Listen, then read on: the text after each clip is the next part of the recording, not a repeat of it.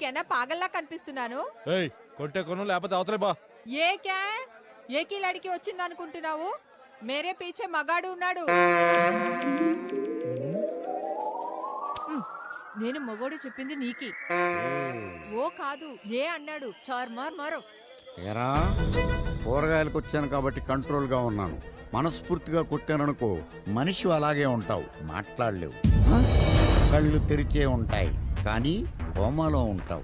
చెయ్యి చేతికి చలనం ఉండదు, చూపుడు వేలికి తప్ప. ఎగ్జాక్ట్లీ.